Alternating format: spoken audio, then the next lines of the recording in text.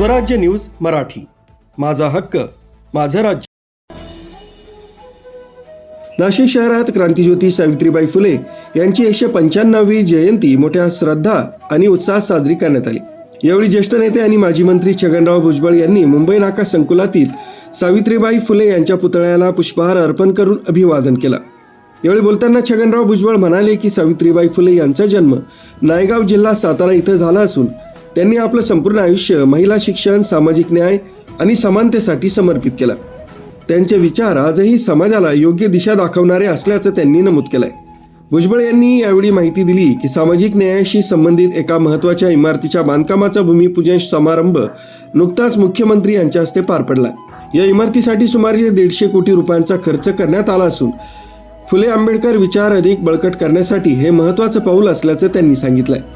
आपल्या प्रकृतीविषयी माहिती देताना भुजबळ म्हणाले की गेल्या 2 महिन्यांपासून ते नाशिकमध्ये असून नुकतीच त्यांच्यावर हृदयाशी संबंधित शस्त्रक्रिया झाली आहे. डॉक्टरांनी पुढील 1.5 महिना प्रवास व सक्रिय काम टाळण्याचा सल्ला दिल्यानं त्यांनी विशेष परवानगी घेऊन या कार्यक्रमाला उपस्थिती लावली. आज क्रांतिज्योती सावित्रीबाई फुले यांची 195वी जयंती आहे. त्या निमित्तानं त्यांना आदरांजली अर्पण करण्यासाठी मी आज इथं नाशिकमध्ये आलो. आज बरोबर 2 महिन्यापूर्वी माझी ज्या हृदय शस्त्रक्रिया झाली, अजूनही डॉक्टरांनी जी आहे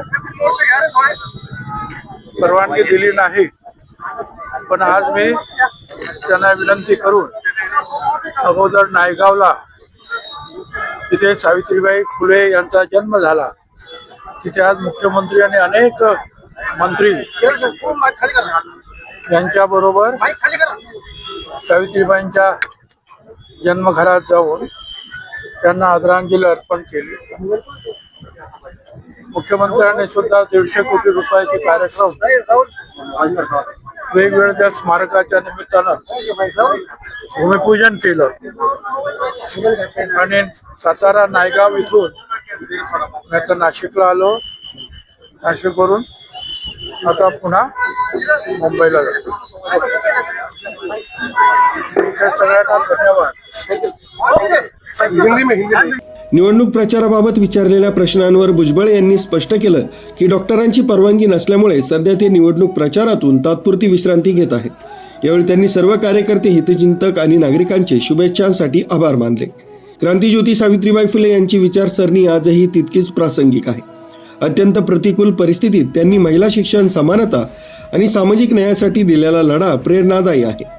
शासन महिला सक्षमीकरणासाठी विविध उपाययोजना राबवत असून सावित्रीबाई फुले यांच्या विचारांना प्रोत्साहन देणं ही काळाची गरज आहे. या कार्यक्रमात छगनराव भुजबळ यांची उपस्थिती विशेष लक्षवेधी ठरली. प्रकृती अस्वस्थ असतानाही त्यांनी उपस्थित राहून सामाजिक बांधिलकी जपली आहे, अशी भावना उपस्थितांनी व्यक्त केली. कार्यक्रमाला मोठ्या संख्येने नागरिक, महिला, सामाजिक कार्यकर्ते आणि अधिकारी उपस्थित होते. सर्वांनी सावित्रीबाई फुले यांचे विचार आत्मसात करून शिक्षण तसंच समानतेसाठी काम करण्याची प्रतिज्ञा केली. न्यूज ब्युरो, स्वराज्य न्यूज मराठी, नाशिक.